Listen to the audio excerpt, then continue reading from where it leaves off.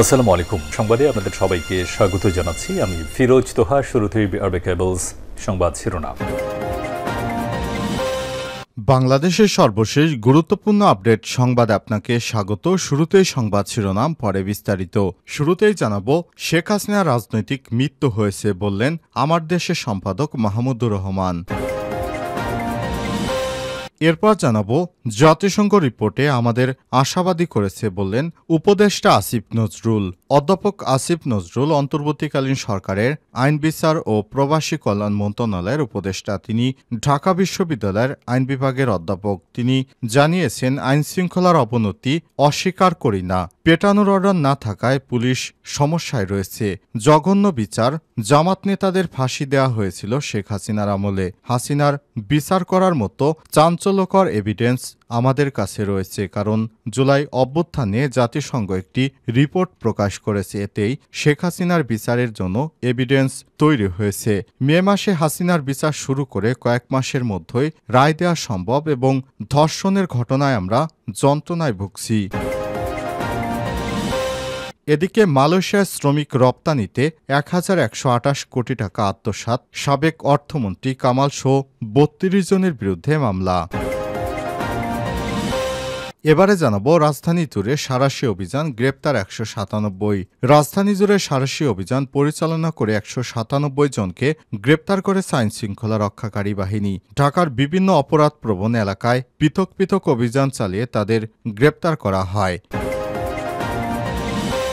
এদিকে ছাত্রদল নেতাসহ ২ জনের বিরুদ্ধে ধর্ষণ চেষ্টার মামলা। পাবনার চাটমোহরে নবম শ্রেণীর ছাত্রীকে অপহরণ ও ধর্ষণ চেষ্টার অভিযোগে ছাত্রদল নেতাসহ ২ জনকে আসামি করে মামলা দায়ের হয়েছে। ভুক্তভোগীর ছাত্রীর বাবা বাদী হয়ে মঙ্গলবার দিবাগত রাত ১০টার দিকে এই মামলা দায়ের করেন। এবং সর্বশেষ জানাবো, মার্কিন শিক্ষা দপ্তরে প্রায় অর্ধেক জনবল ছাঁটাইয়ের পরিকল্পনা ট্রাম্পের।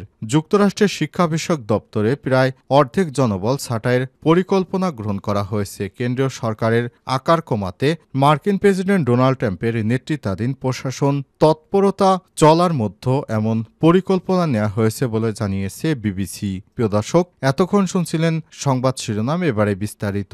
তবে তার আগে বন্ধুরা, অনুরোধ থাকবে সংবাদটিতে একটি লাইক দিন। এই চ্যানেলে আপনি নতুন হয়ে থাকলে আমাদের সংবাদটি দেখতে দেখতে চ্যানেলটি সাবস্ক্রাইব করে রাখুন। কমেন্ট করে বন্ধুরা আপনার মূল্যবান মতামত জানিয়ে দিন আপনি বিশ্বের কোন দেশ থেকে বা বাংলাদেশের কোন স্থান থেকে আমাদের সংবাদটি দেখছেন এবং শুনছেন। এবারে বিস্তারিত।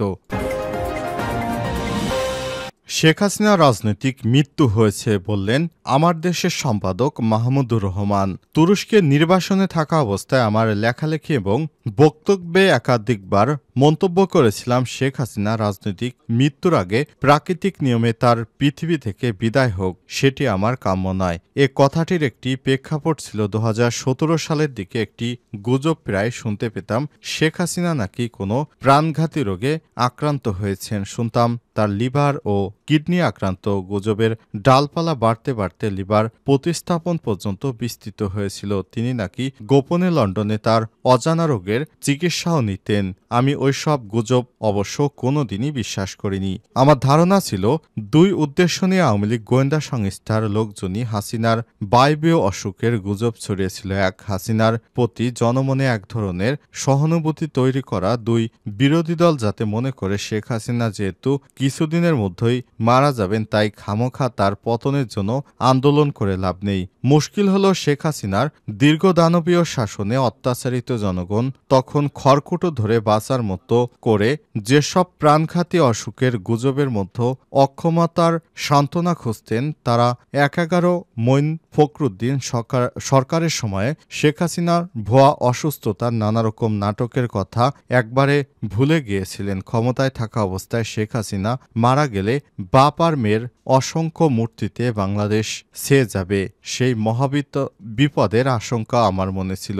ভেবে দেখুন, বিপ্লবের উত্তর বাংলাদেশে এক মুজিব শত শত মূর্তি ভাঙতে ছেলে মেয়েদের কত কষ্ট করতে হয়েছে। দেশ জুড়ে ২ জনের মূর্তি ভাঙতে হলো, ঝামেলা কি পরিমাণ বাড়ত, কত বুলডোজার লাগত, সেই ভেবেই তো ঘাবড়ে যাই। ফ্যাসিস্ট সরকার পতনের আগে শেখ হাসিনা যে মারা যাননি, এতে আমি খুবই খুশি হয়েছে, আল্লাহর কাছে শুকরিয়া বলে জানান আমার দেশের পত্রিকার সম্পাদক মাহমুদুর রহমান। যেদিন জাতিসংঘ থেকে শেখ হাসিনার বিষয়ে তদন্ত রিপোর্ট প্রকাশ করা হয় সেদিনই শেখ হাসিনার রাজনৈতিক মৃত্যু হয়ে গেছে। সেই রাজনৈতিক মৃত্যু হওয়ার কারণে শেখ হাসিনা আর কোনোদিনই বাংলাদেশের রাজনীতিতে ফিরতে পারবে না।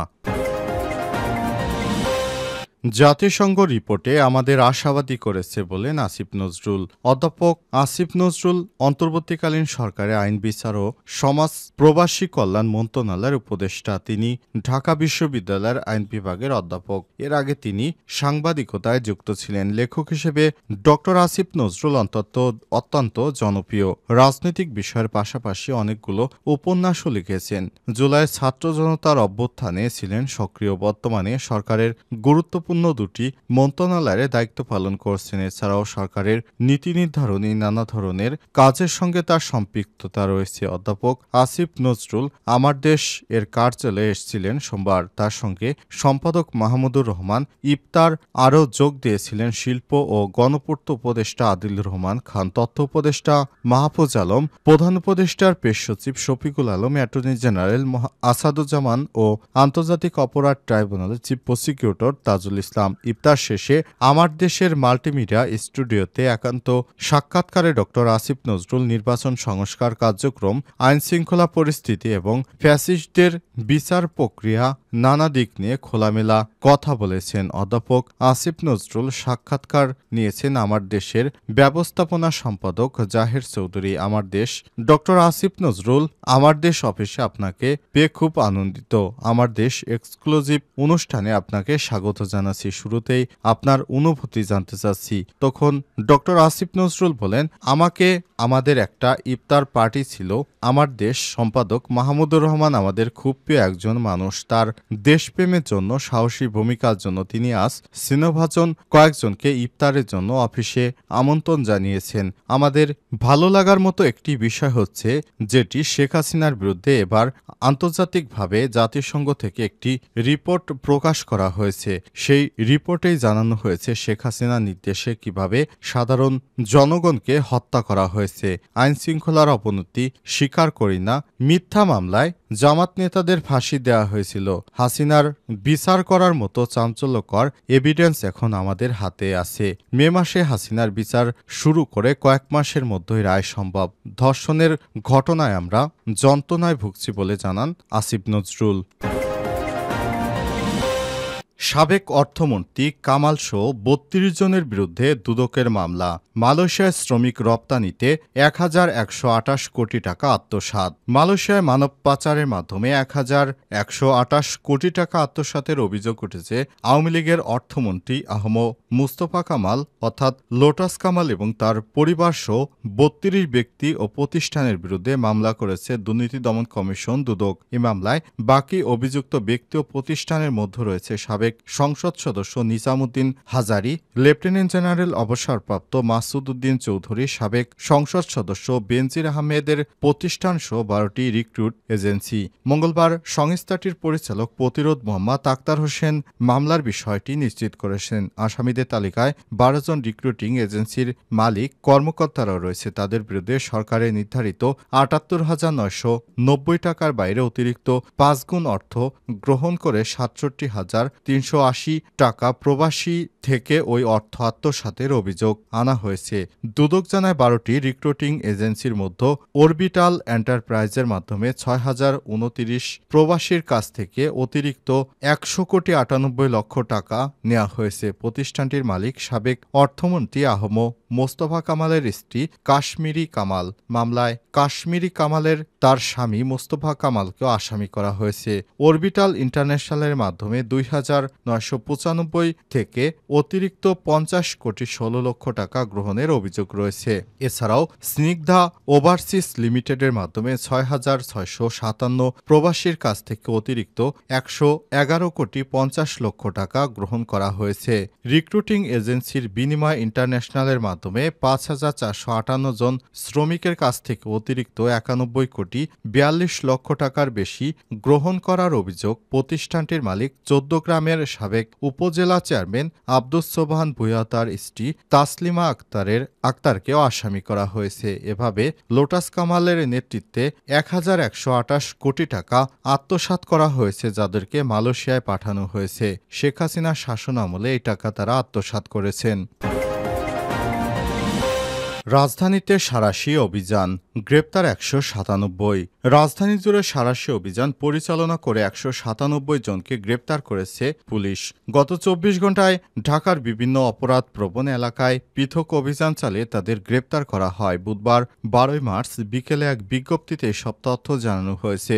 ডিএমপি জানায়, গত ২৪ ঘণ্টায় ঢাকা মহানগরীর বিভিন্ন স্থানে সাঁড়াশি অভিযানে বিভিন্ন অপরাধে জড়িত মোট ১৯৭ জনকে গ্রেপ্তার করা হয়। তাদের মধ্যে ১৪ জন ডাকাত, ১২ জন পেশাদার সক্রিয় ছিনতাইকারী ছাড়াও ৩ জন চাঁদাবাজ, ১২ জন চোর, ৯ জন মাদক কারবারি, ৩১ জন পরানভুক্ত আসামি সহ অন্যান্য অপরাধে জড়িত অপরাধী রয়েছে। অভিযোগে গ্রেপ্তারকৃতদের কাছ থেকে বিভিন্ন অস্ত্রশস্ত্র পাওয়া গেছে। তাদের কাছ থেকে ৬০টি চাপাতি, ৬টি চাকু, একটি চাইনিজ কুড়াল, একটি রামদা, একটি দা, ২টি ডিক স্টপার, ৩টি মোবাইল ফোন, একটি ব্লুটুথ, ৫টি বাল্ব, ১০টি লোহার নাট, একটি প্লার্স, একটি সেলাই রেঞ্জ উদ্ধার করা হয়েছে। সেই সঙ্গে অভিযানে ১১৬ পিস ইয়াবা, ২ গ্রাম হিরোইন ছাড়াও ১ কেজি ৫২৫ গ্রাম গাঁজা জব্দ করা হয়েছে। ঘটনায় গ্রেপ্তারকৃতদের বিরুদ্ধে ডিএমপির বিভিন্ন থানায় ৫৫টি মামলা রুজু করা হয়েছে।